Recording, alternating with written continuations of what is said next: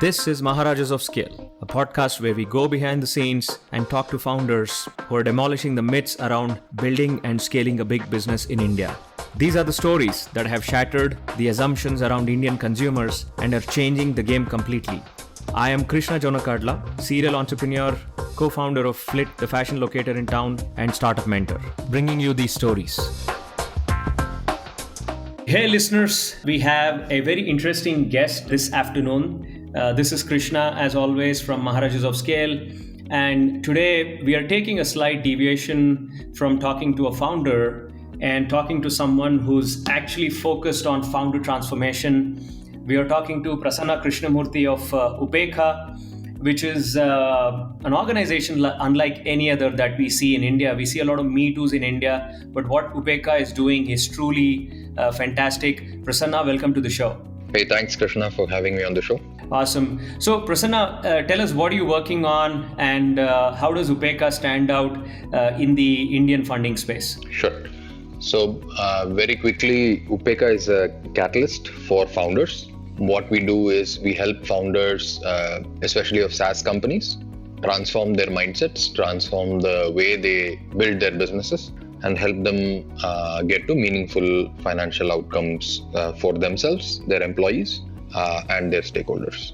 A couple of years ago, maybe 3 years ago, I used to see anybody and everybody start an accelerator or an incubator. Anybody that had some free space, would put 20, 30 seaters together, call them incubators, call them accelerators. And for the world of me, I used to think that most of the mentorship that you got there was suspect.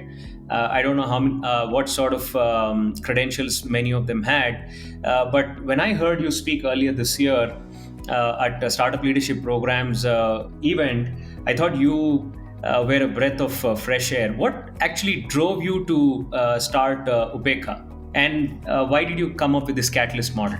Sure. So, I'm going to answer that in two parts, right? So one is I'll explain the model a little bit for context.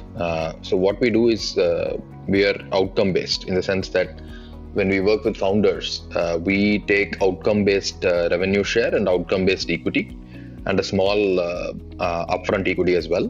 But most of our reward actually comes if the revenue outcomes are met. And this is a 2-year kind of a revenue outcome. So this revenue outcome basically ties us very closely and aligns us with the founders, right? So that's the outcome-based model that we're doing, which I don't think anybody else is doing, right? So now I'll come back to the first part of the question, which is like, why am I doing this, or why are we doing this? So my startup journey has been from 2005. So I was working in a very small startup called Elena. And in Elena, we had some of the very best advisors in Bangalore at that time. We were building a network security hardware business. And it was a very early and wrong time to be building a network security hardware business out of India. Very tough times, right? The advisors we had were really smart, very accomplished folks. Unfortunately, a lot of the advice they gave us was exactly opposite of what a startup should have been doing, because most of them had corporate experience but not startup experience. Then I went into my own bootstrap startup where we came to about 35,000 pounds in revenue within the first year, just me and my co-founder with a few contractors. And the interesting thing looking back now is we were a fully remote company from day one. My co-founder was based in Hyderabad. I was based in Bangalore, and everything we would do online completely, 100%, right, from day one. And we had few more contractors, designers, UX folks, developers. Everybody was remote, right? And today it's like so funny that from 2011 to 2020, now I'm again fully remote. But coming back to that, so that startup as well, we got to enough revenue, but we didn't make enough to retire, essentially, right? So then after that, I joined Amazon as a product manager, and then I joined the Microsoft Accelerator to help with product and growth. So for about 3 years, I helped over 120 startups in the Microsoft Accelerator, in the Reliance GenNext Accelerator, in the Ashoka Innovation Accelerator in near Delhi, and in the ISDI Accelerator as well. And what I realized is that in SaaS, there is a huge space for somebody to build a very different program. And building a very vertical focused program would help me provide much deeper, more tactical support, and more importantly, take on a very specific outcome as well as a goal, which would align us. What I mean by that is, if we work with both B2C and B2B startups, it would be very difficult for us to define the outcomes itself because they would be so different.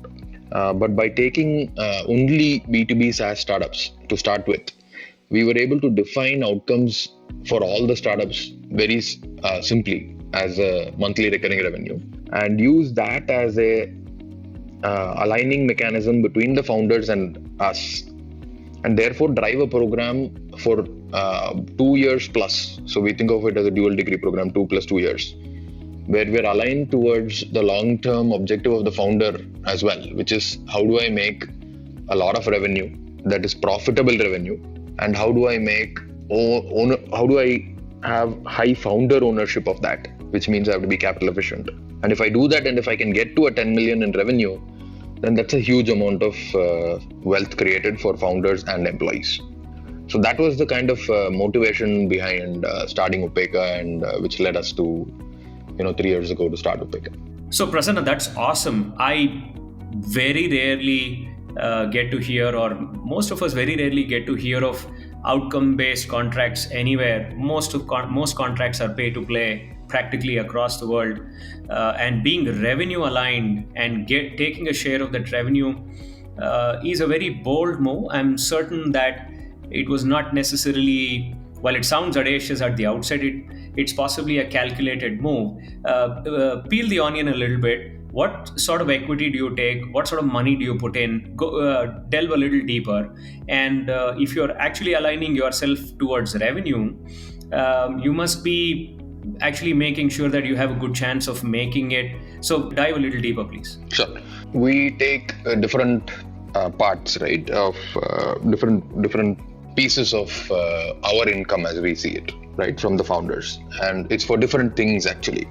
So the way we look at it is, there is some effort we put in, there are some frameworks that we bring in, then there is a risk that we are taking along with the entrepreneur, and finally we are saying, hey, there's a tribe and a community that we are bringing into this picture. And if we are aligned on the risk reward of all of that, then everybody is going to be pushing in the same direction. Otherwise, what happens is that if a stakeholder is only looking at their piece of the equity, and if that part is a zero-sum game, then it doesn't work out well in terms of alignment, right? So first, we don't put any funds per se. The reason for that is, Pallav Nadani of Fusion Charts, he recently sold his business. He's a mentor. So one of his challenges to me before I even started this was, look, if you're giving money to people, then a lot of founders will come to you for the money. How you are telling me that you have a program that can help people get to product market fit and help people get to $1 million ARR? How do you know that the program is actually working versus the money is actually working? How do you know that people are coming to you for the program and not for the money? How do you prove your own product market fit? This was the question that he asked me. So that was very interesting to me. So second part of the question that he asked me was, if you provide money as a program, what happens is you end up providing that money at a very low valuation, because that's how the program makes money, saying I'll give you at a low valuation, but I'll help you improve the valuation. So what he said is, essentially you're competing with the angel investors. So instead of competing with angel investors, how can you complement angel investors? So can you think of these two things and come back with what you would do? So that was a challenge which basically led us to become outcome focused, right, and outcome aligned. So what we essentially do is we take 1% to 2% upfront equity based on where the business is. And then we say, hey, in a 2-year kind of a time frame or a 3-year kind of a time frame, based on your current revenue and your current growth, what revenue targets would you pick up over the next 2-3 years? And because we've now seen more than a few hundred B2B SaaS startups, and we've now actually looked at the data within our own tribe of for 50 plus B2B SaaS startups, we know what growth rates are feasible and what growth rates are possible and what growth rates are very difficult and so on, right? So we take those growth rates and we essentially pick up different growth targets. So for and I'll just give you a hypothetical example, right? So let's say that the startup is coming in at $100,000 in annual recurring revenue. And so for a company at that stage, and let's say they're growing about, they're doubling every year, right? And again, I'm just randomly saying that, right? So let's say they're doubling every year.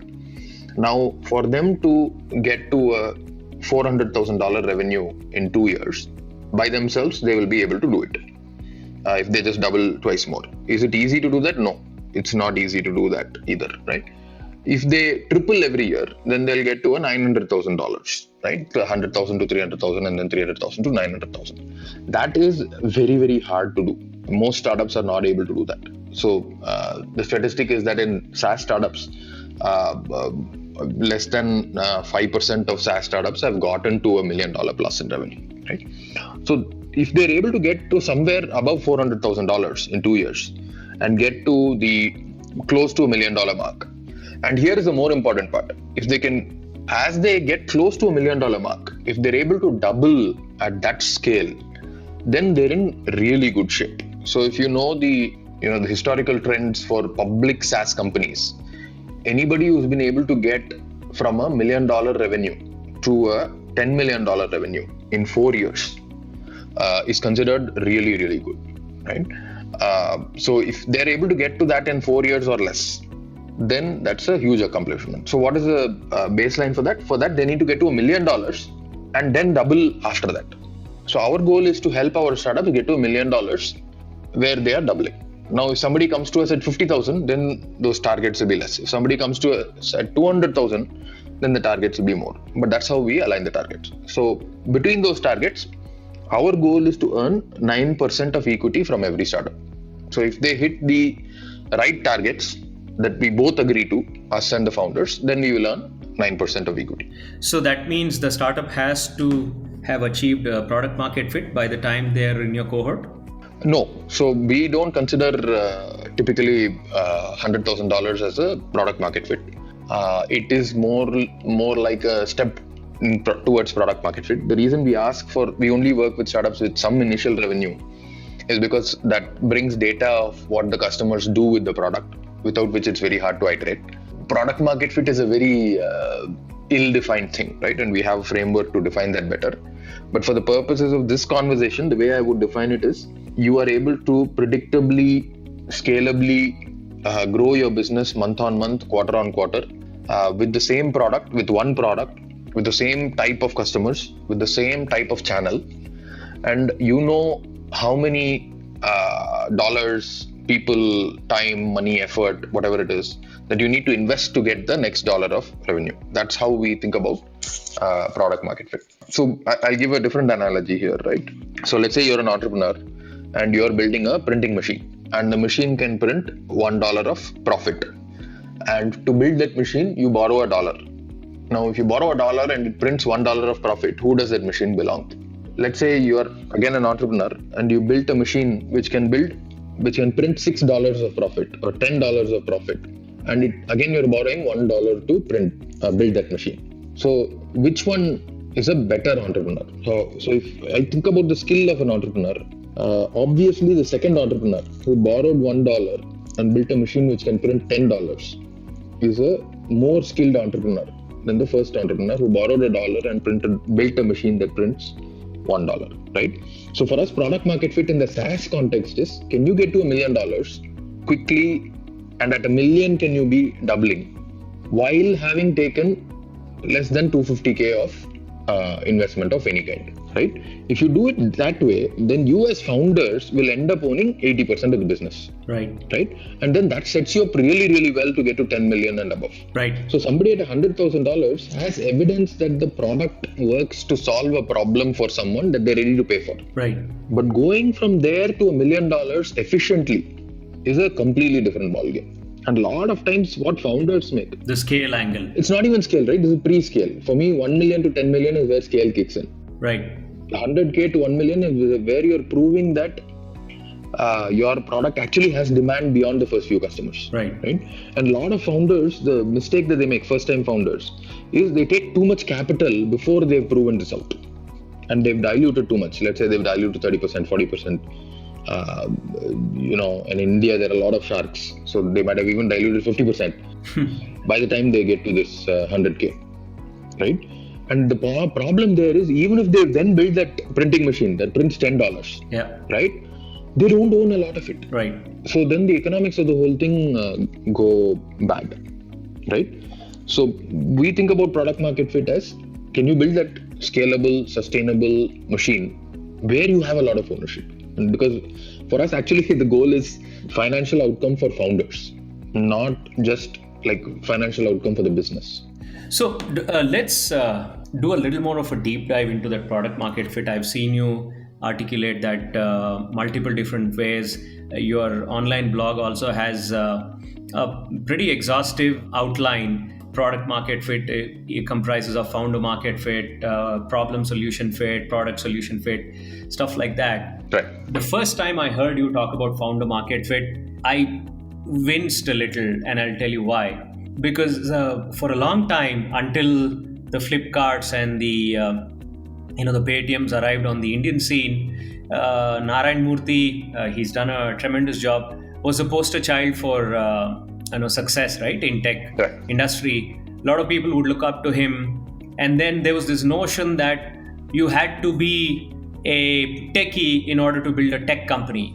And time and again, we see that a lot of times people that have built something meaningful, something big, did not necessarily have expertise in that background or in that industry, right? You and I have debated how the Airbnb guys did not necessarily come from the hospitality industry, right. But I suppose the angle that they finally landed with, had some, I guess Hyatt or Hilton would never have had a experience in that bachelor's air bed and breakfast. And while the Airbnb guys would not have had expertise in this. So I think you and I are possibly saying the same thing, but you've also explained it. So go do a little deep dive into the product market fit topic. It is one thing, we've heard many versions of it, but I love the amount of clarity you bring to it. Sure. So we break up product market fit into 4 pieces: founder market fit, problem value fit, product solution fit, and market scale fit. The reason why we break it up is typically product market fit becomes a very amorphous, intangible thing, and it's not actionable. So if I tell you, you should fall in love, it's very hard to action that, right? And this is the same with product market fit. I'll say get product market fit, and you'll be like, okay, what do I do next? And there's no easy answer to that. So what we've broken it out into is, from the founder market fit, essentially what we are saying is, hey, do you have something in this space that others don't? Do you have a skill, or do you have a network, or do you have a background, or do you have a deeper understanding of the space, or do you bring a fresh perspective to the space, right? Whatever that may be, or even a conviction about that space, or something that you're doing that's different about that space, something that you have in that space that others don't, is very useful to have, right?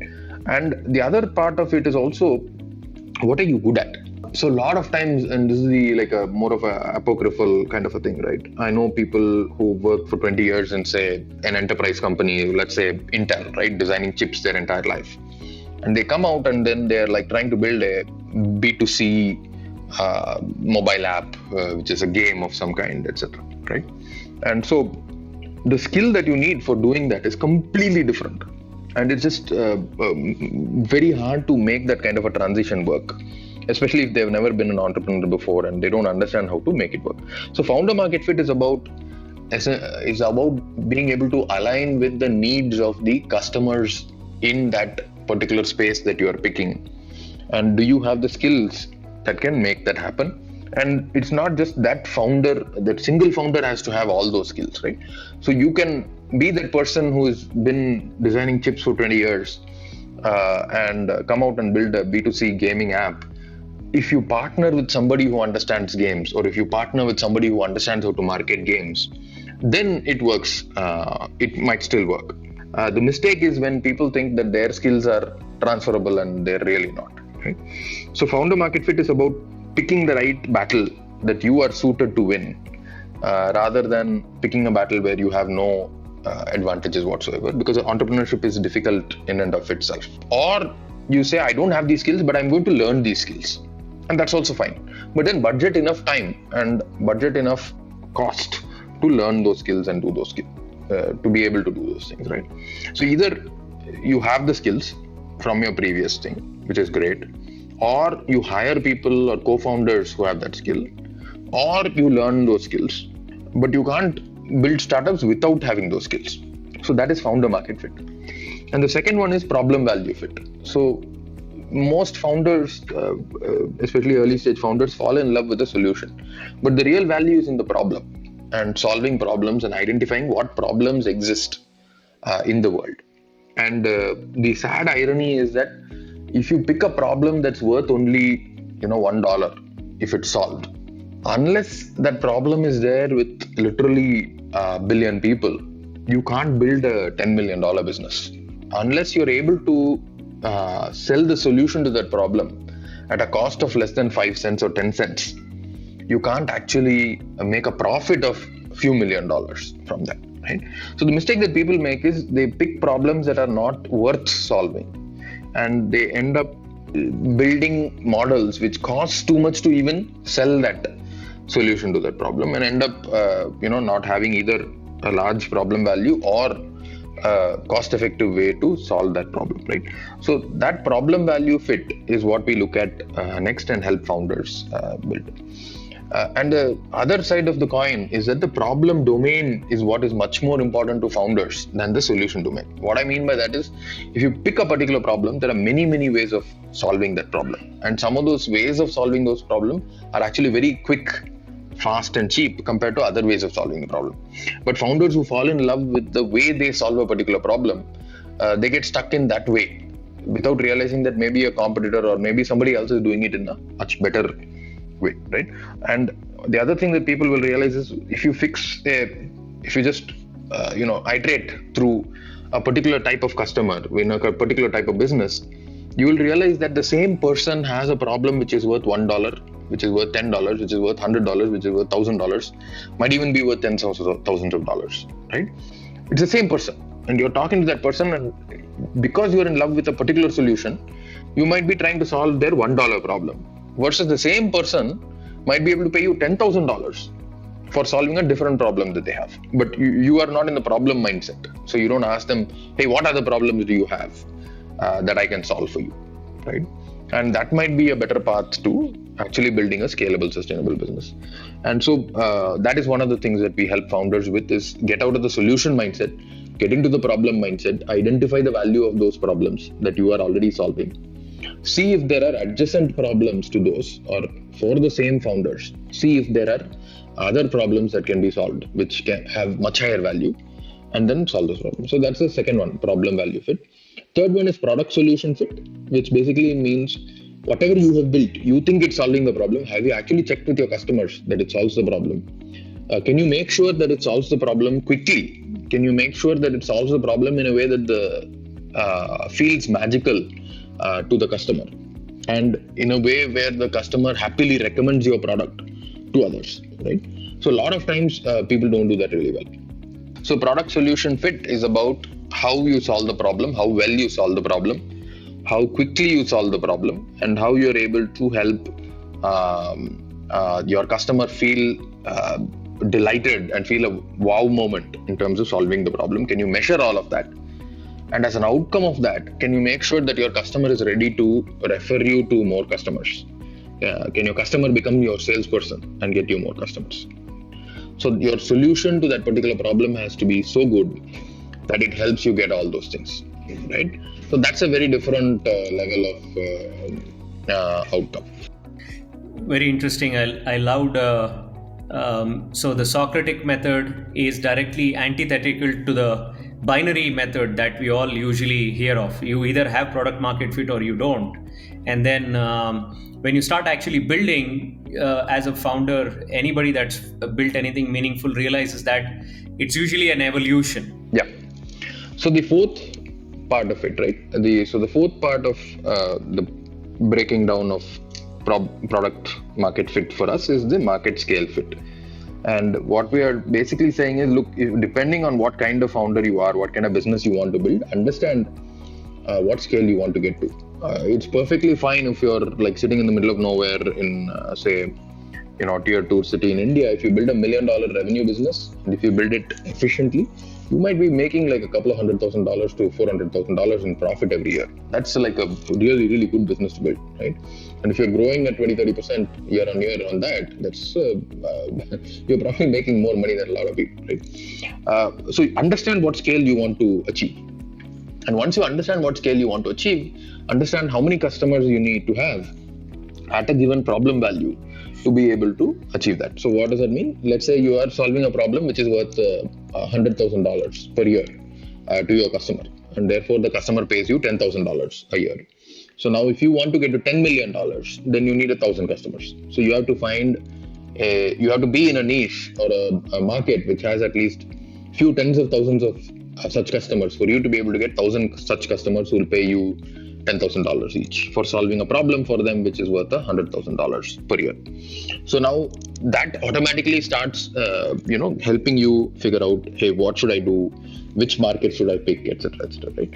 But a lot of times it also helps you navigate, saying, hey, I'm solving a problem which is worth $20,000 for this customer, so they're paying me $2,000. Can I move to solving a problem that's worth $50,000 for the same customer, so they'll pay me more?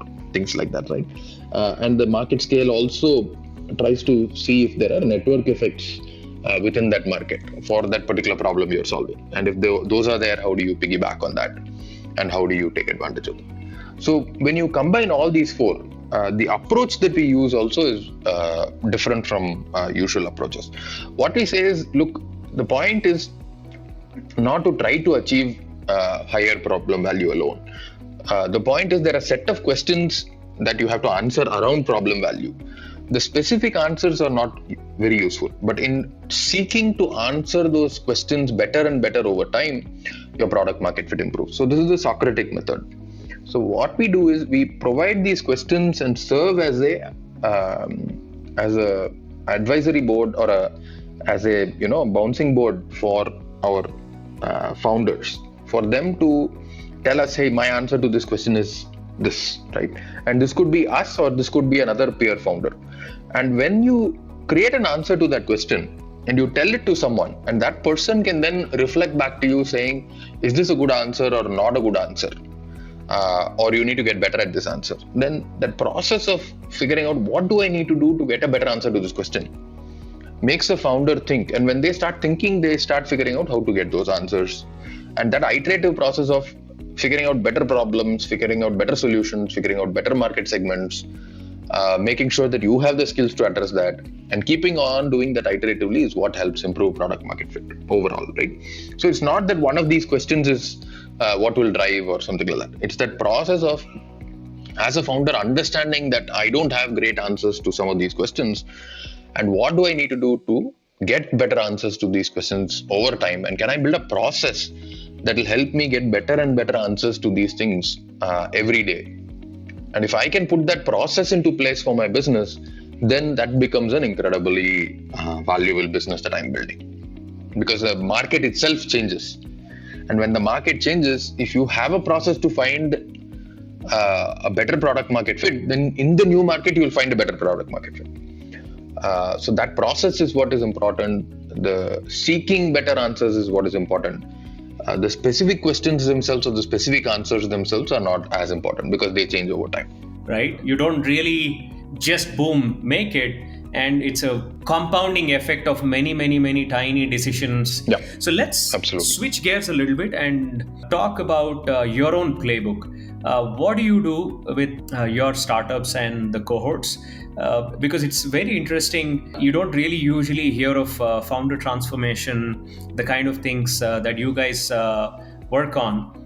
Is it that the conceptual understanding of the founders change, you make them into better leaders? What exactly are you working on there? So our playbook is follows in many, many ways, right? What we ourselves talk to and tell others, right? So our first seeking of our own product market fit was to say, hey, are we solving a big enough problem for founders, right?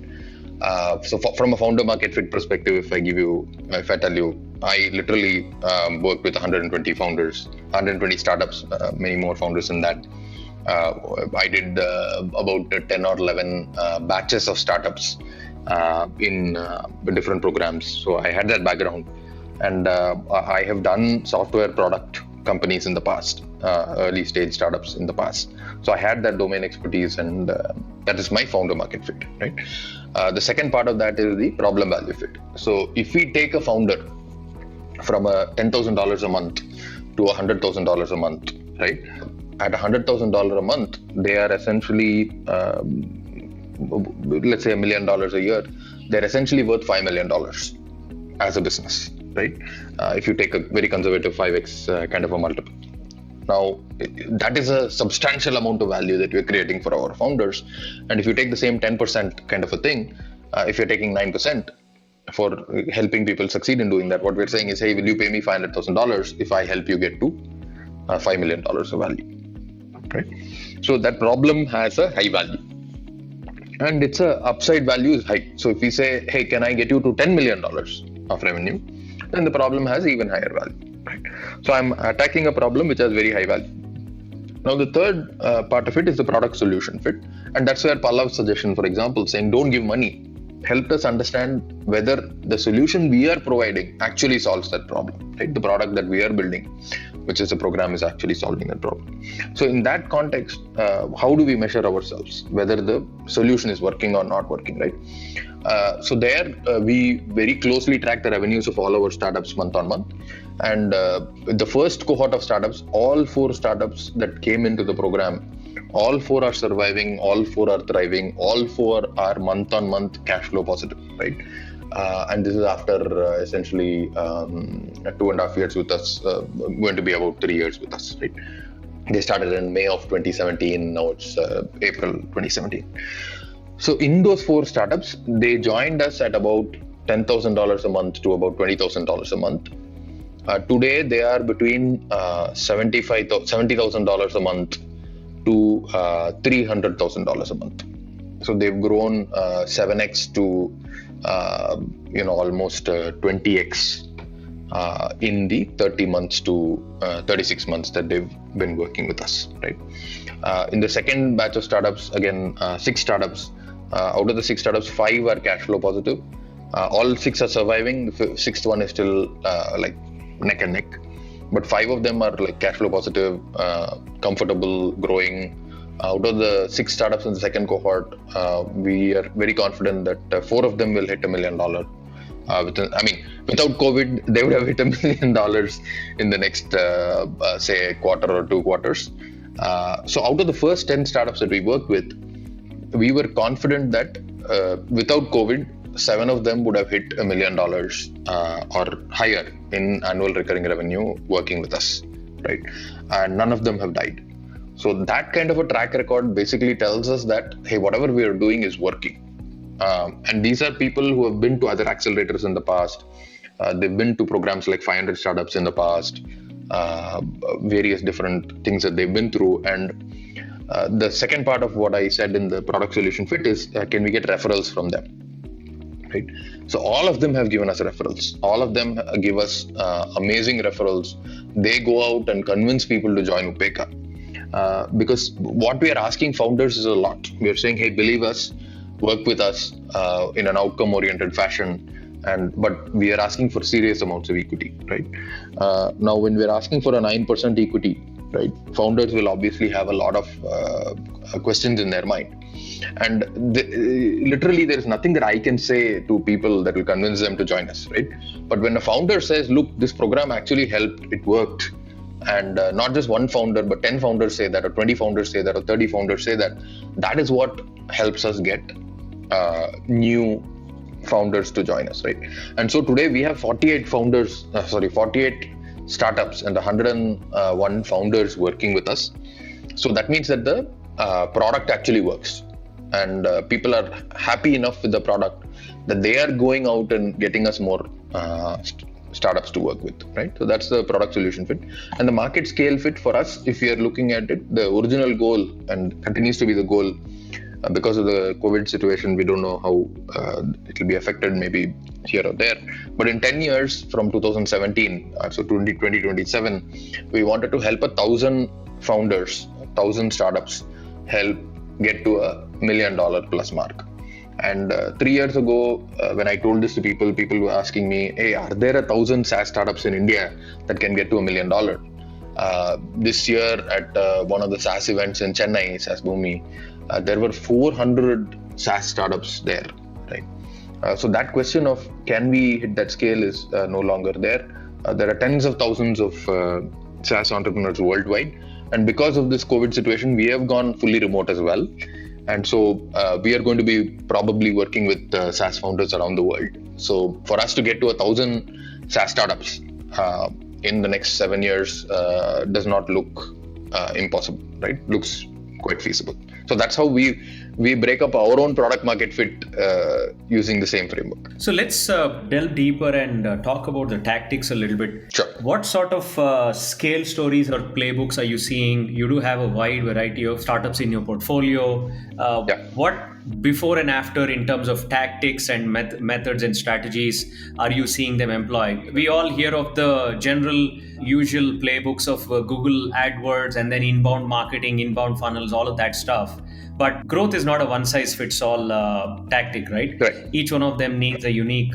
So what are you seeing? What are some examples that you can talk about? Sure. So before the tactic, right, I'll just go a little bit abstract into what we believe is very critical in SaaS, which is building a flywheel.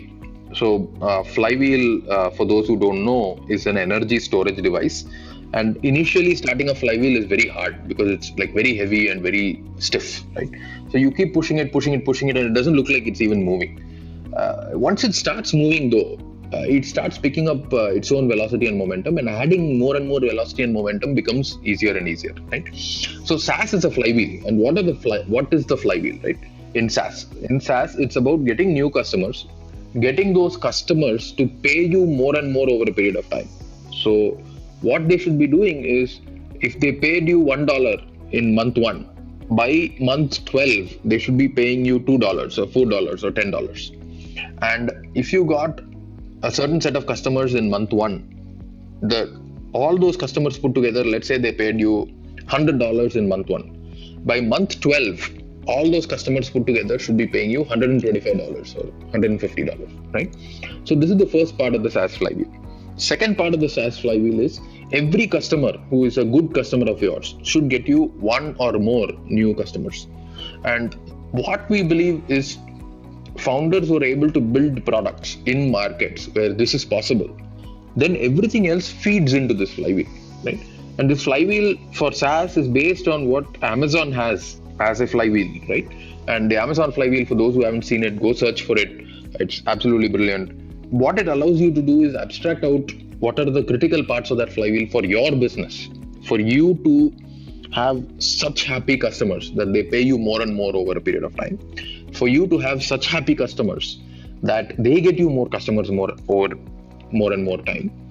Then what you asked in terms of tactics for getting new customers to know about you, or for getting your existing customers to pay you more, or for getting more referrals from your existing customers, these all become very, very specific to the type of customer that you're doing. What that means is, if you're going after mid-market or enterprise, the channels and the tactics that you'll use will be very different from if you're going after SMB and $100 per month kind of sales, right? So just very quickly touching on some tactics. And if you're going after mid-market, LinkedIn is very critical, but the way you do LinkedIn is much, much more important than just doing LinkedIn, right? I see a lot of people just posting on LinkedIn randomly, doing a lot of stuff, and they won't get that kind of same kind of an outcome. What is required on LinkedIn is very, very tailored, very, very specific, very, very crisp, very, very actionable messages to the right audience. Build that in a very authentic way. Get associated with that. And it's not enough if one person in your company is doing that. Every employee in your company must be able to do that. And whoever has been able to do that, get all their employees to represent them extremely well on LinkedIn. They do much, much better than others. So for example, One of the companies in cohort 1, Izuto, another company called TARS. Both of them do an absolutely fabulous job of this, and therefore the surface area that they've created on LinkedIn is 100 times more than somebody else, many other companies that I've seen, right? And they get a ton more leads on LinkedIn than others. Similarly, a company called Interview Mocha in Pune uses LinkedIn really, really well. They've been able to hire some top-class talent. They've been able to get some really good leads from across the world, Fortune 500 kind of companies to come to them on LinkedIn because of the content that everybody in their team puts up, not just the CEO or not just the marketing kind of person. So let's take one aspect out of this, what you just said right now, the growth aspect. When we talk about tactics, many of this really is related to how founders think about growth. Right? And funnily enough, barring maybe a very handful of companies, I don't think growth is discussed as much in India, or even a topic that a lot of founders are even thinking about. When I see pitch decks, when I see products, I usually see almost no thought in the founding team. Some of them have great products, but growth is not even an afterthought. So when you referenced Izuto, Interview Mocha, when they used LinkedIn, it is definitely, possibly, I'm guessing it is part of some growth playbook that they're implementing. If we see the very successful Indian startups, personally, and this is a personal opinion, I don't think have implemented growth playbooks the way many of the Western ones have done. So, for example, if we take some well-funded ones, Slack and all of these companies, or Stripe, they have implemented growth playbooks. Facebook has implemented growth playbooks, notwithstanding the gigantic amounts of money that they've taken. But if we think about the times before they raised those drastic or big sums of money, they had all implemented growth playbooks very, very consciously, very, very effectively. Do you see that? And so let me dig a little deeper. When I say growth, what it means is that the founder or the co-founder, one of them, if it's a startup, personally has growth on their mind, because everything else, building a product, building UI, building tech, all of that, every startup does. But one significant area that startups don't seem to be taking efforts to direct their attention to is growth. Would you agree with me? Are your startups any different? Yeah, so I think we have to unpack that question a little bit, right? Because growth itself is a very intangible thing, right? It's very hard to say, hey, get growth, or do I have growth or not? So it becomes very difficult to even have a discussion around it, because I don't know what necessarily you mean by growth versus what I mean by growth. So let's just unpack that a little bit. So for me, if I unpack that, essentially, if we only look at tech product startups, the primary lever for growth for almost all of them will be the product itself. And that's where, if you don't solve the right problem, which is important enough for people, if you're not solving it in a way where people go, wow, this is mind-blowing, and I'm going to tell 10 other people about it. If you don't have those two components, then the whole plot is lost, right? After that, if you're trying to add on growth, it's very, very difficult. It's very expensive. So it becomes very capital inefficient. So what that means is, if you want to add on growth to something that's kind of mediocre, then it will cost you much more in terms of equity, and the founder's ownership gets diluted substantially. So even if you take that example of Airbnb that you gave, right, or Facebook that you gave, the interesting thing is, in the beginning, the viral growth that they got was actually before they raised funds and before they even did things around growth as a concept, but more around, hey, how do I get more people to use my product? How do I get more people to be happy with my product?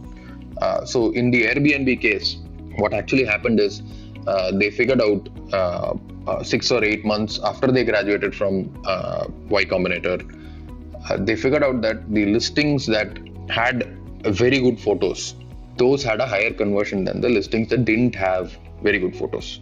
So they became photographers, took photos of all the apartments, started figuring out that started getting a lot of conversion.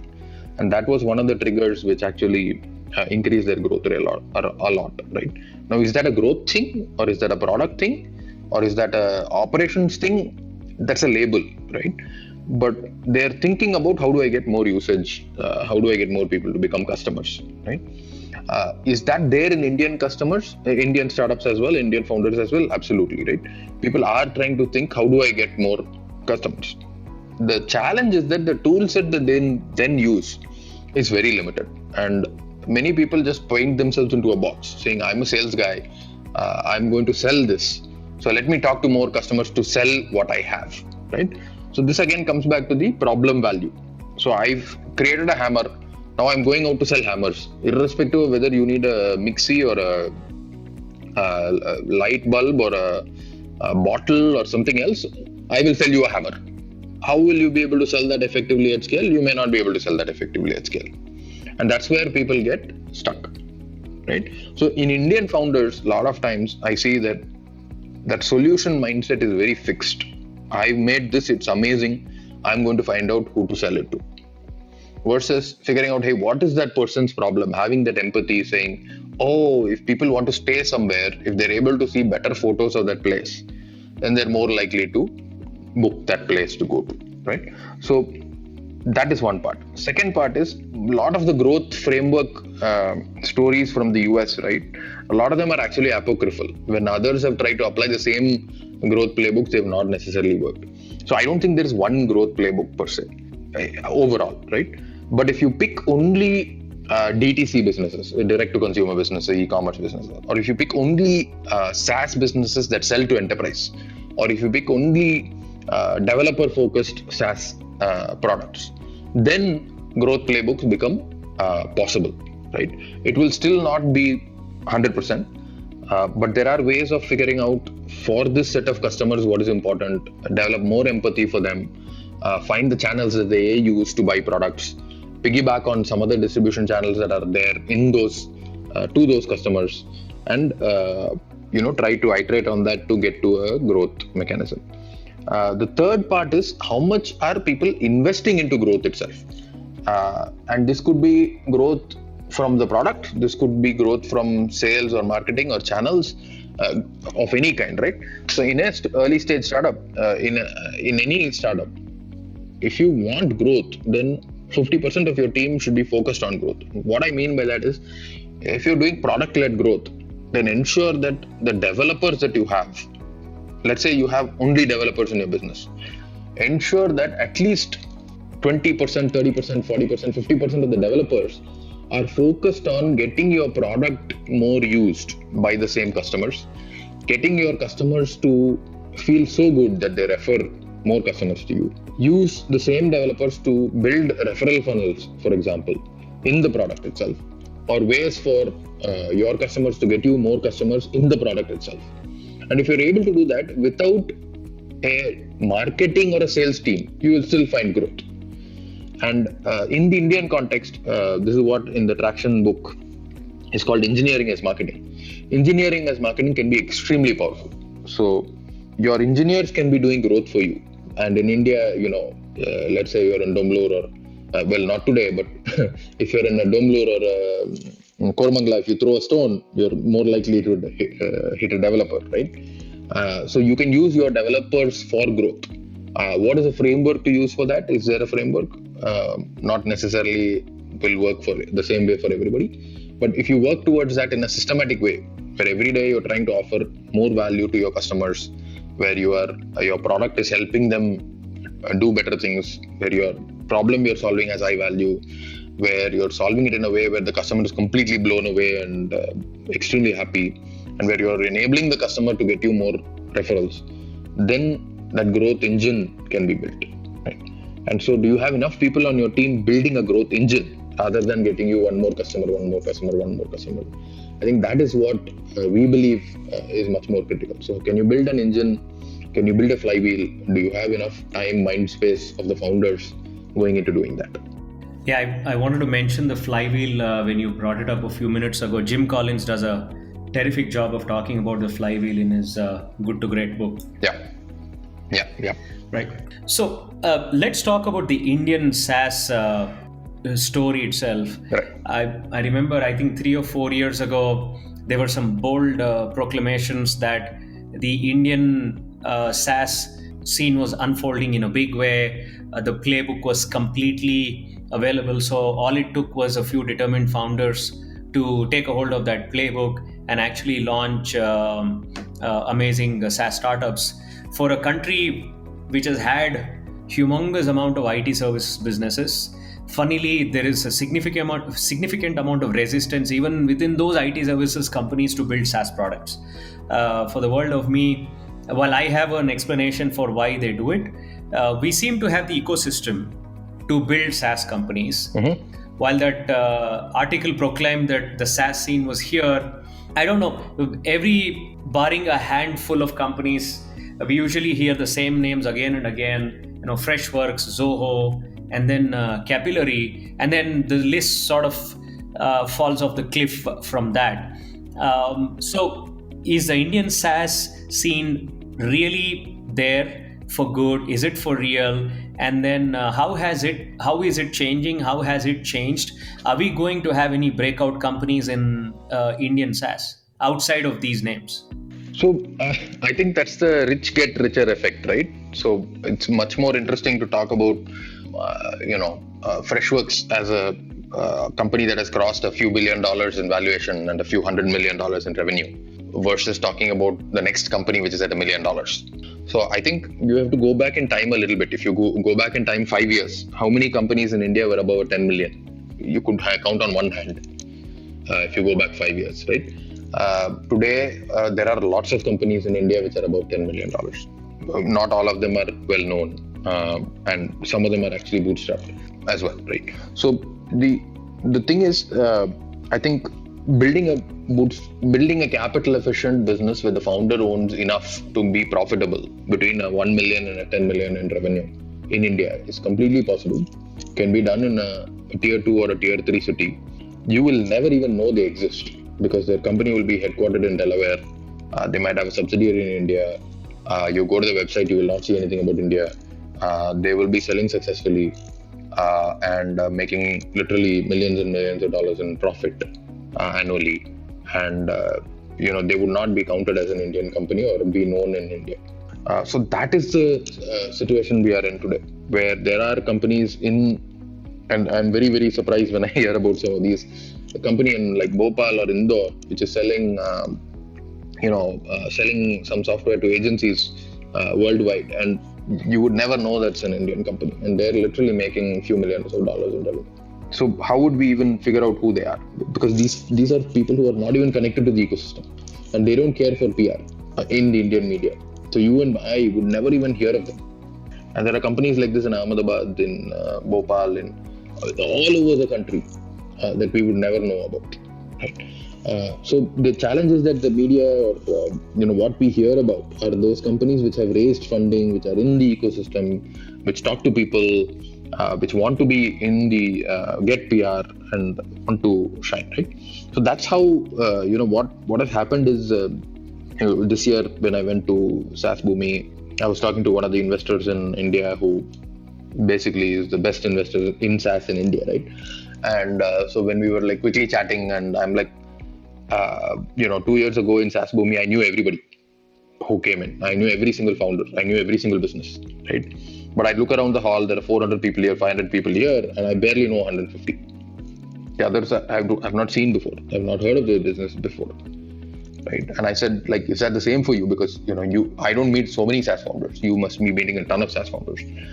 Do you know everybody here in this hall, right? And his answer to me was, I have no clue who these people are. I don't know where they're from. And my job is to meet SaaS founders. And I have not met many of these people. I don't know where they're from, right? And so there has been a massive explosion in the number of SaaS companies. And most of these people are able to get to $100,000 in annual revenue. And hopefully, we'll be able to help many of them. And many of them will figure out ways to get to $1 million or $10 million in SaaS revenue. So Suresh Sambandam has a very nice way of putting it, right? So let's say you want to see one Freshworks, right? which is at $100 million plus in ARR, right? I don't know what the published number is, right? Let's say $200 million in ARR, right? For one Freshworks, you probably need 1,000 B2B SaaS companies that have crossed $100,000 or $500,000 in revenue, right? And that's what is probably happening. But we don't have there's no NASSCOM kind of a lobby or a group which is putting all of these founders together. And in many cases, they don't even need that kind of a thing, right? So are there lots of $1 million plus companies today than there were? Absolutely, right? Do we even know all of them? We don't know all of them. Are they coming up all over the country? They're coming up all over the country. They're coming up in places you would never expect. All right. So I'm like super positive about SaaS in India. I'm super positive that if a founder, especially somebody who has domain expertise, who has a network in a particular space, who has some insight into a particular B2B problem, if they build a SaaS business, can they get to $100,000 or $1 million in revenue? Absolutely. So you think there is a playbook in India, and unlike what Taleb says, if there are 1,000 people who invest in a stock market, occasionally just the theory of randomness will throw up a Warren Buffett. But you're not saying this is random chance, but there is a real reason because of the talent and maybe the cost advantage that SaaS is going to boom in India. Yeah, absolutely, right. So if that part of our thesis, right, essentially is there are businesses worldwide which need software to solve their problems. This could be a liquor company in New York State which has a supply chain that needs software to run. This could be a gaming, casino in Las Vegas, which needs software to track who are regular customers in their casino. These are both software that are required. Who's going to write that software? Who understands that problem well enough? How do they get that software written? And the world doesn't stay static, as we've just learned in the last 1 month. The world doesn't stay static. So that software cannot be written once and it will continue to run forever. And that's where SaaS works really well, because as things change, your software will adapt to those changes and help you work through those changes. So imagine that there are going to be tens of thousands of, if not hundreds of thousands of different types of businesses that all need software to do what they do to serve their customers. Can one software solve all of that? No way. Will the software for a supply chain for a liquor manufacturer in New York be the same as the software for supply chain for pineapple company in Florida? It's not the same software, right? So that understanding of what is the problem for these two people, how is it different, what can I write that will create more value for this liquor company or more value for this pineapple company or the gaming company. If people are able to create software that adds millions of dollars of value to each of these businesses, and that's completely possible, right? You can completely imagine that if you were doing a pineapple supply chain and you're selling literally tens of millions of dollars of pineapples every year, your software could improve productivity and sales and outcomes by $500,000 or $1 million a year. You don't have to think too hard to think about what software would do that. If you're able to write that kind of a software, then there's going to be a market for it. Now, there are going to be hundreds of thousands of such small markets. Each of those markets may have capacity to buy software for only $10 million or $50 million or $100 million, right? So you can think that all the liquor companies in the US put together may buy a supply chain software that only works for liquor companies, for example, and that market might only be a $20 million market. But there are going to be software companies that sell $5 million of software or $10 million of software to those companies. That's per year, right?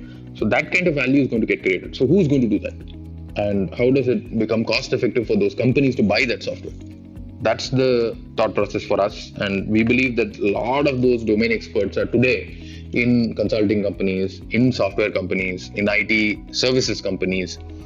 They have that domain expertise to build those products. And today they might be building it as like solutions or whatever it is, but they're going to build it as SaaS products. And when they build it as SaaS products and they're able to sell them successfully, they're each going to build businesses that are worth millions to tens of millions of dollars.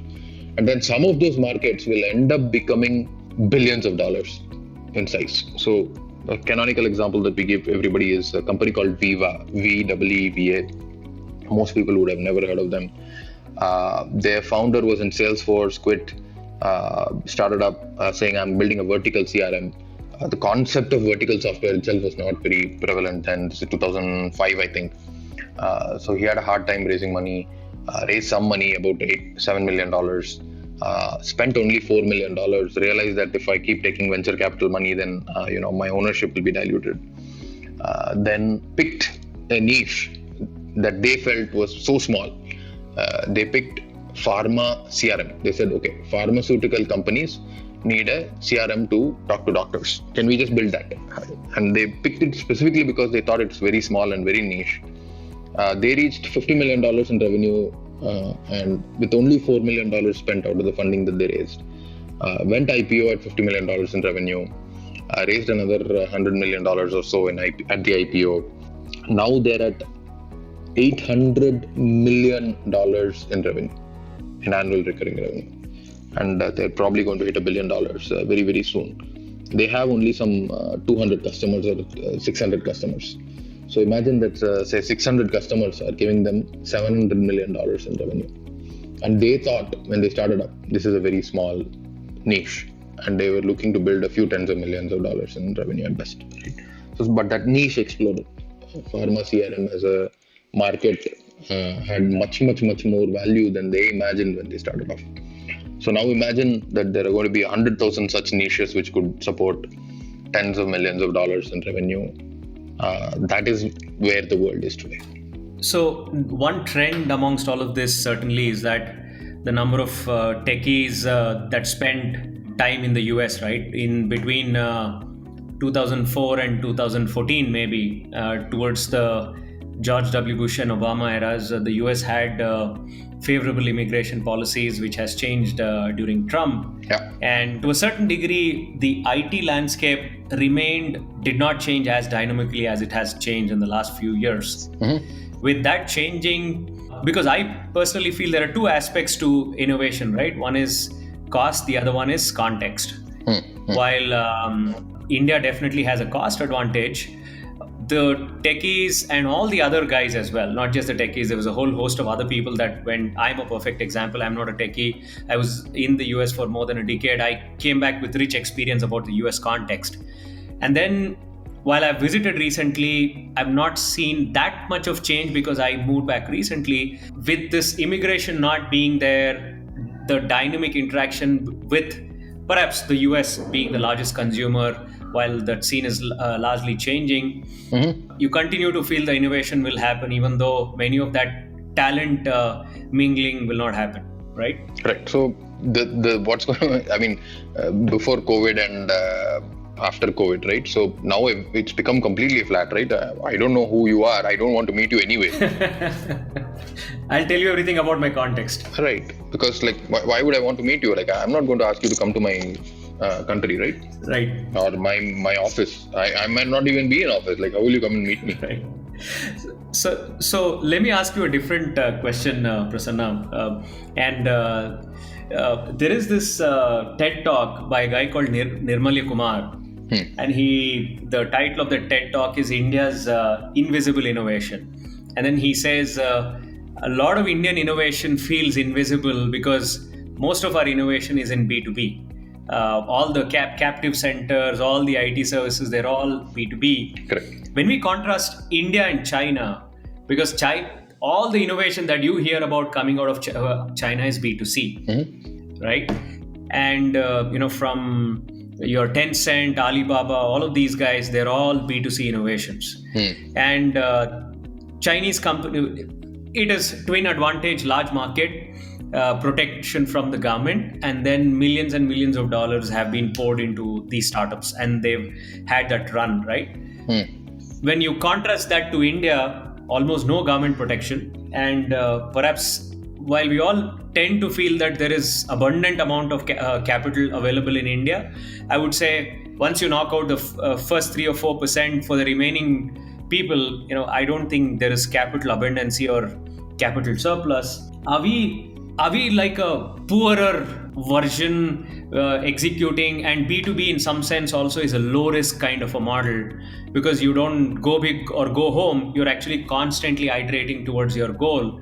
So in some sense, when we contrast India and China, is that why we favor B2B and we have a clutch of B2C? Will we ever see all of this spill over into B2C? And then, because when there is a slight difference between B2B, yes, creates steady revenues, but it doesn't create outsized outcomes, right? You don't get 16-17 billion dollar exits like Flipkart did. That possibly happens once in 2 decades, given the context that we have. So are we doomed to be stuck in this sort of I will coin a new phrase, Hindu model of startup innovation, be in B2B forever? So, very simple question for you. Out of that $16 billion, how much did the founders get? I think Sachin Bansal made upwards of $1 billion, right? Yeah, so a couple of founders made $2 billion. Right. Let's say all the employees put together, I heard differing numbers between 200 million to $1 billion. So 3 billion was what they made. Right. As founders with that high risk, right? Now, look at One Freshworks. Right. Their valuation is at 3 billion. Right. Right? And let's say it goes up to 5 or 10 or whatever it is. Now all bets are off, but you can imagine that, it would be in that range because they were still growing fast pre-COVID, right? Now, I can guarantee you that the ownership of the founders in a Freshworks is nowhere near as diluted as it was in Flipkart. I'll give you another example. Zoho. Okay. Right? They have 500 million in revenue. By any multiple, right? It's probably worth between 5 billion to 10 billion. Right. How much do the founders own? But Zoho is an outlier, isn't it? We have a lot of B2B, but we should be increasing the possibility of having more Flipkarts, more B2C. So why Flipkart? Why I don't understand why Flipkart. Not Flipkart per se. I'm saying B2C companies, not necessarily. Why? They create outsized valuations, isn't it? They change the dynamics of a domestic market as well in terms of the amount of things that happen in the market. So, which is the if you look at I think these are all very different things, right? I don't think that has anything to do with B2B versus B2C, right? Will a Zoho list in India, or will a Freshworks list in India? That has much more to do with this Indian policies and the Indian market multiples than anything else. Would a Flipkart have listed in India? It wouldn't have listed in India, right? So, and where did the value go? That 16 billion you're talking about created value. Out of that 16 billion, 14 billion or 12 billion went to VCs who invested from Mauritius, right? Or SoftBank or whoever, right? So, you're mixing up multiple things, right? So, the way I look at it is, I want 10,000 employees in India to each earn $1 million. And then they can then do their own startups, right? And they will create. That's a way better outcome than one Flipkart, you're saying. Absolutely, right? Flipkart created supposedly 200 million, right? But I'll give you an example of an exit that happened at $50 million without naming which startup. Let's say it happened at $50 million. And at $50 million, there were about 5 or 7 people who became millionaires. Now, $50 million exit is 1,000 times more likely than a $17 billion exit. There are 3,000 exits in the US every year, which are $50 million or less, versus only 100 exits above 100 million, right? So now imagine that each of those 50 million exits is creating 5 or 10 millionaires. Which one is better for India? So you're saying we are playing the hare versus the tortoise game here? It's not hare versus tortoise. The sexy outcome is one that looks big. In reality, if one person who joined a company, became VP, earned $1 million, is now able to do a startup that can then employ 100 people, then get a outcome. That's a much more sustainable and scalable model of entrepreneurship. Interesting. It suits the Indian context very well. We need those jobs. Right. So for every one Flipkart that you're talking about, I'll talk about a Snapdeal. How much capital have they burnt? Where are they? Right?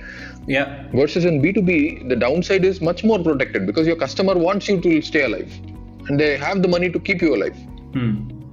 And if a B2B company gets 200 employees, they are not going to be sold for anything less than a few million. In the Indian context, they're going to be massively profitable. And if they're getting recurring revenue versus services revenue, right, the margins on that are going to be amazing, right? Now imagine that 10 people in that company can become entrepreneurs next year. Because they understand the domain, they know problems in that domain now, right? There's a network, they can go to the same type of customers, they can build adjacent products, which is what Zoho did, right? For the same type of customers, they built, one adjacent product, another adjacent. So the scope is also there. Versus in a B2C, let's say somebody's coming out of Flipkart. What product do they build next? What is the probability of the success of that product? Well, there's quite a bit of the Flipkart mafia around, isn't it? Yeah, but what is the probability of success for them? Because in B2C, the risk is also high, right? That the product that I make, is it the winner? It's not about the quality of the founders. It's the inherent risk in the B2C model. Interesting. So, what are some companies that you admire out there that are doing some things different, necessarily part of your portfolio or even not part of your portfolio or your cohorts? Sure. So, I'd say like founders who are doing interesting things, right? I will say people who are subscale and then people who are at scale, right? So, people who are like subscale doing interesting things, there are I'll just mention a few folks in our in Upeka itself, right? Easier for me to name at the moment, right? So there's a company called Culturo in NCR. They're trying to help founders, and they're very, very early stage right now.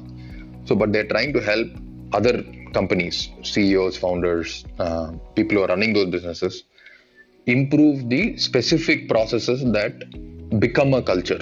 So they're trying to influence what happens on a day-to-day basis or a meeting-by-meeting basis for a person by person in a way which can actually help you achieve more, right? So one of the founders, her name is Ritti. So they have a background where they understand all these things. So you can't sell culture transformation to a company, but you can sell habit transformation to a company, and habits create culture, right? So they're going through some interesting transformation in this current context, right? Then another very early stage company is called Enrich Video, right? So a couple of founders, Chandu and his co-founder Purna. So what they've done is, and this is again very relevant in the time of COVID, they help financial advisors create, video messages for their customers. So imagine that, you've had an exit and, you have a lot of money and you have a wealth advisor, and that person is trying to help you make decisions. And so you get a video statement from your wealth management firm, and that's telling you, hey, this is how your portfolio is doing. These are the kind of decisions that you might want to make. And you can actually click within that video itself to make those decisions. For example, for saying, hey, rebalance my portfolio or something, right? Or I need to take more insurance, or I need to get out of this gold or whatever, right? So imagine that you could have an interactive statement to do that, right? So those are a couple of folks, Culturo with Ritti and Ashish as founders, Enrich Video with Purna and Chandu as founders, who are very early stage, but they're doing very interesting things compared to many other companies that I've met, right? Then at a scale, a couple of companies, one is called Interview Mocha. They're Pune based, so they want to be the Amazon of skill testing. So they have literally thousands of skills that are there in their skill assessment bank. So most of these are technical skills, and that helps anybody run those skill assessments for somebody remotely in whatever you want, and identify people to prioritize how you interview them. So as an example, you might say, hey, I'm a company like Coke, and I have my supply chain solution, and it runs on some SAP version 3, and it also uses something to do with say Oracle version 8, and I have to find somebody who understands SAP version 3 and Oracle version 8 and something else, and they actually have the question banks for all these things at a very fine-grained level. So you can put that questions together quickly and give that assessment and see who does well and who does less well and prioritize how you do that. Because I, as a manager, I may not even know SAP V4 and Oracle V8 or whatever it is, right? So that's a company that's crossed $1 million in ARR. They're growing very fast. They were in the first cohort, so they're doing really well. Another interesting company that has crossed scale is called Scale Fusion. So they do mobile device management, and they're again, also based in Pune, coincidentally, and they're also doing really well. Crossed a few $1 million in revenue. Growing fast, and COVID is giving them a complete different reality to deal with. Outside of Upeka, I think a few companies that are like in the Indian context doing really, really well. I love ChargeBee. They've been like super focused on that problem for a long time now, almost 10 years, and they've been their customers love them. The way they've built their product is amazing. They are the number one rated product in that segment in the world, right? So they are literally world beating in every sense of the word. Fantastic people, very, very helpful, very, very genuine, really, really helpful to anybody who reaches out to them. So ChargeBee is one of my favorite companies outside. They're also stakeholders in Upeka, so they help our startups out a lot. When we go to Chennai, that's where we go to.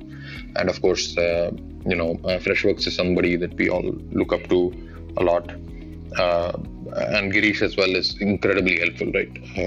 The amount of work that he's put in to help the other Indian SaaS founders is just unbelievable. So those are like few of the folks who I would really, really think very, very highly of for different reasons.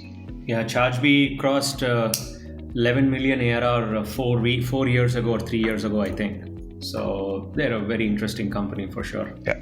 Awesome. And in closing, what would you tell founders out there, Prasanna? I think you've done a terrific job putting a very interesting perspective on the SaaS business. You're putting, I guess, your money and your efforts where your mouth is. You mean what you say, and you're the real deal. As far as I see it. So for those founders, let's say, who are in two separate contexts, let's say somebody who knows they're going to build a B2B product, right? And somebody who's building a B2B, building a product, but they don't know. It looks like it might take a B2C context or a B2B context. What would your advice be for both of them? Yeah. So the generic advice that I give everybody is solve a real problem. Find somebody who has a particular problem and solve that problem, right? And make sure that enough people have that problem and that problem is important enough to be solved. If you just do these things, right, then you're going to have a 10x to 100x higher survival rate and success rate than if you don't. So very simple. Find somebody who has a real problem that they will pay money to solve. Get them to pay you to solve it for them. Get their help to get you more customers, right? If you just do these things, you can get to $100,000 in revenue. It doesn't matter B2B, B2C, none of that matters for this, right? That's for the general set of people. For anybody who has understanding of a B2B domain, because they've worked in that domain in the past, or because they've built software in a services context in the past for them, or because they've worked in a consulting company where they've like really deeply understood that space, or they've been an employee of a company that does that, right? In any of those kind of things. For them, if they understand that there are problems in that domain that are costing that company where they work $100,000 or $500,000 or $1 million or more, and if they know how to solve that problem, right? Not from the software context, but just know what needs to be done to solve that problem, then I can guarantee you they can build a company that will be worth $5 million or $10 million or $25 million or $50 million. And the domain understanding part of it is actually hard to get, and it actually takes anywhere between 2 to 4 years for founders to develop that domain understanding. And so if somebody has a domain understanding, find somebody to build a product with, get the customers, and again do what I said for the first one. Find a customer who has that problem, solve that problem, get the money, find more people who have that customers. So today, I think there are tens of thousands of capable entrepreneurs in India who have done IT services businesses, who have done B2C businesses, who are domain experts of various kinds, who can become entrepreneurs, who can each build businesses that are worth tens of millions of dollars. Completely possible. And my pitch to them, or my submission to them is, hey, we can help you figure out how to build a capital efficient, valuable business. What we cannot bring to the table is the domain expertise and the product building capability. So if you have the domain expertise and the product building capability, reach out to us. We will help you build a business where you own your outcome and you build literally tens of millions of dollars of value. So I'll pick I didn't really mean to respond, but I'll still pick it.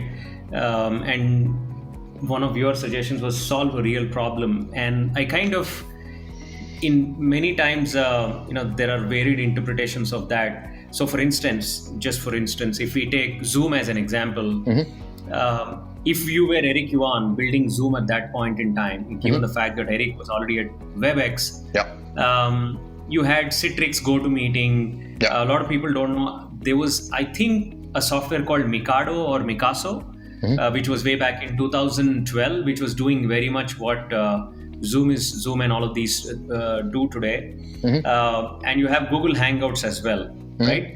So what Eric possibly picked was a really, really very thin edge of the wedge, isn't it? So in your example of product market fit, I'm thinking this falls into the product solution fit, where you have an insight and your solution does that so well that it just takes off. So here, how do you this feels these wherever you see a lot of problems being solved, and then how do you make sense of something like this? What is the thought process that you go through? So I'm not sure what the question is, right? Eric Yuan knew that solving that particular problem, there will be a lot of takers if you solve it well. So what I'm saying, Prasanna, is so if you looked at it, there wasn't a problem to be solved because WebEx existed, Citrix GoToMeeting existed, Mikado existed. Each of them enabled a web conference in their own way. It didn't look like there was a problem to be solved. Today... But I have the opposite interpretation of that. The fact that dozens of solutions exist is proof that the problem exists, right? Well, there weren't dozens. I think maybe three dominant ones, right? Hundreds. Not dozens, hundreds. Okay. Right? If you take VoIP and video software, hundreds existed. Right. There are probably so many that we don't even know of. Right? Eric Yuan's insight into that was all those solutions weren't doing as well as he could. And the insight was, if he builds a better solution in some axis of better, then he can win more market and win more customer segment, right? Now, from outside, do we know what that axis is? We'd be guessing, right? But let's say he was actually optimizing for that in Cisco, and he realized that if I optimize this particular thing, then customers are more sticky, right? And he was able to do that, perhaps. But they couldn't do that in WebEx, right? They didn't want to do that in WebEx, right? They were happy with the status quo. And that's his story, right? That's what he says. They didn't allow him to do a re-engineered version. They said, just keep improving what is there. And that's why he left, right? So, but his re-engineered version was better in an axis, which was important to customers, even if customers didn't understand that. It looks like a very, very tiny edge, which actually grew in retrospect, isn't it? And so that's where, like, how much did he raise? Who did he raise from? Right? How much money did he need to build that business? He actually needed very little capital to build a business. So they were profitable from very early on. From every single customer that they get 19 or 29 new customers because it spreads virally. Yeah. Well, there's another person that's needed in the conversation, right? Exactly, right? But more importantly than that, those customers are sticky, because if it was a GoToMeeting or many of the other tools that you named, right? I am not attached to those tools, right? If you send me a meeting request, I'll do it in whatever you want. Right. I will not say let's do it in Zoom, right? Or I will do it in GoToMeeting. But Zoom, what happened is, in a lot of cases, I do say let's do it in Zoom.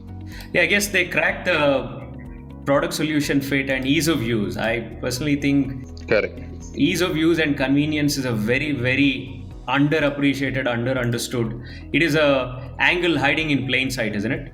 So I don't want to generalize, but the insight that he had probably from WebEx was, if I make it easier, then I will have a stickier product.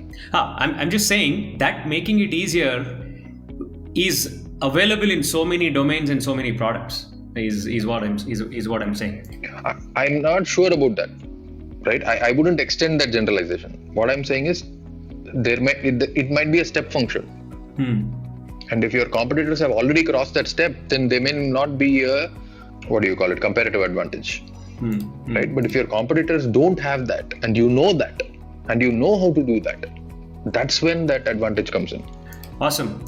Prasanna, this has been a wonderful conversation. I think the listeners are going to enjoy listening to this, because this is exactly what we wanted: a fresh perspective, a fresh take on practically possibly most urban myths or widely popularly held opinions.